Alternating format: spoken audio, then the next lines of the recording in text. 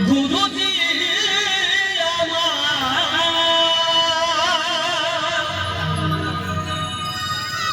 ওরে দেখি দুটি বাবার একটি সন্তান ও গো সাইদি ওরে দেখি দুটি বাবা ওরে দুটি বাবার একটি সন্তান নারীকে ডাকলো মা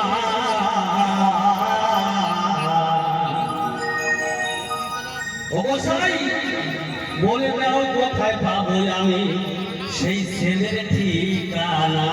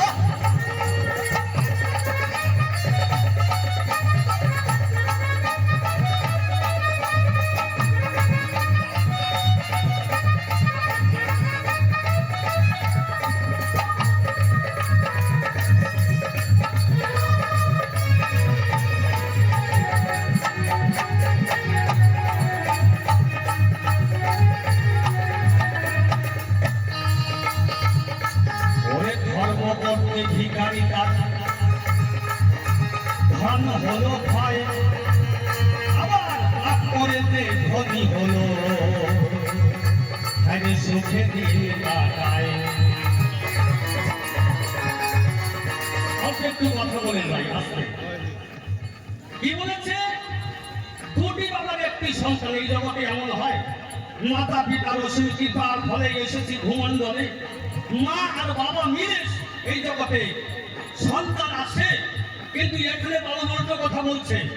কি বলছে যে দুটি বাবার একটি সন্তান এই জগতে যদি এমন কেউ থেকে থাকে গোসাই দেখা দিয়ে যায় আজকের আসলে দুটি বাবার একটি সন্তান তিন নারীকে ডাকলো মা মা তো সবাইকে বলা যায় নারী জাতিদের মা বলে ডাকতে অসুবিধা হয় না কিন্তু এখানে কায়দা আছে তিন নারীকে মা ডেকেছে আরো তো ছিল নারী তাদের ডাকেনি কিন্তু তিনজনকে ডেকেছে অর্থাৎ তিনজনের স্তন দুগ্ধ পান করেছে গোসাই আজকে ভালো করে বুঝাই দিও সেই তিন নারীকে আর সেই সন্তানকে এবার ধর্ম করে ভিখারি তার ধন হলো ভয় ধর্ম করলে বলে ভিখারি হবে কেন আমার প্রশ্ন দেখেন কোথায় যে ধর্ম করেছে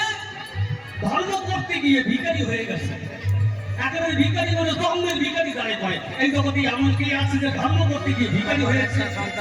আবার এমন কি আছে যে পাপ করে বিশাল ধনী হয়েছে পাপ করে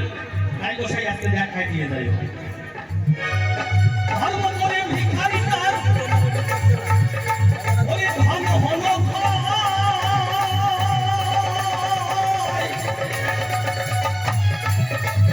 পাপ করে যে ধনী হলো সুখে দিনে কাটায়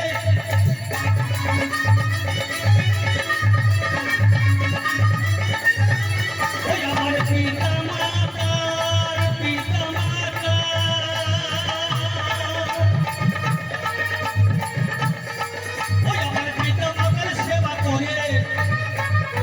ওই আমার পিতা মাতার সেবা করে ও ছেলে হারানো জীবন না দেখেছেন কায়দা বললে মা বাবা সেবা করলে পরে ছেলে ধন্য হয়ে যায় জীবনে এখানে বাবুল উল্টো বলছে কি বলছে যে পিতা মাতার সেবা করে নিজের জীবনটা হারিয়েছে যদি এমন হয় তাহলে মা বাবাকে ভালোবাসবে কে গোসাই আজকে ভালো করে বুঝাই দিয়ে যে সভা বলে আমার পিতা মাতা ওই আমার পিতা মাতার সেবা করে ছেলে হারানো জীবন ভাঙা বলে দাও কোথায় পাবো ছেলের ঠিকানা বলে দাও কোথায় পাবো ছেলের ঠিকানা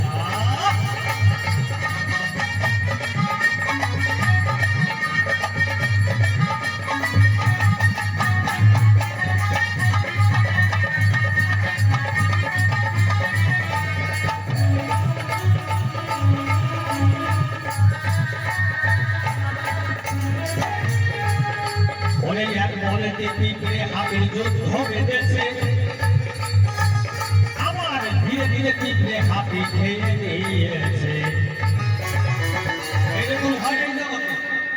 এক পর্যন্ত কি দেখতে পেলাম, দেখি পিঁপড়ে আর হাতির যুদ্ধ বেঁধে গেছে। এইবার ধীরে ধীরে দেখি পিঁপড়ে ওই হাতিকে খেয়ে নিয়েছে। গোসাই, যদি এমন হয়ে থাকে, কিভাবে হয়েছে, কোথায় হয়েছে, আজকে ভালো করে বুঝাই দিয়ে যাই। এক পর্যন্ত পিঁপড়ে হাতির যুদ্ধ বেঁধেছে, আবার ধীরে ধীরে পিঁপড়ে হাতি খেয়ে নিয়েছে। ওই আমার শুকনো পুকুরে মাছগুলো সব, শুকনো পুকুরে মাছগুলো সব সরতেছে আনাবো না। বলে দাও কোথায় পাবো সেদের ঠিকানা, বলে দাও কোথায় পাবো সেদের ঠিকানা।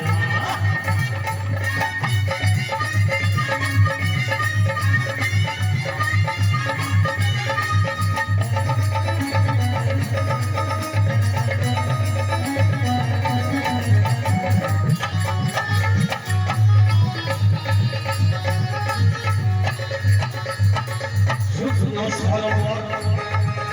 তাতে উঠলো জলের ঢেউ, তাই দেখিয়া আমরা সব উঠল না তো কেউ।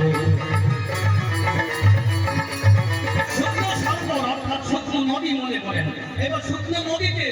জলের ঢেউ কি করে হয়? বাউল বলছে শুকনো সরোবর উঠলো জলের ঢেউ, তাই দেখিয়া আশ্চর্য বুঝলো না তো কই। তাই গোসাই আজকে ভালো করে বুঝাই দিয়ে যায় সবার সকলে যে শুকনো সরোবরে জলের ঢেউ,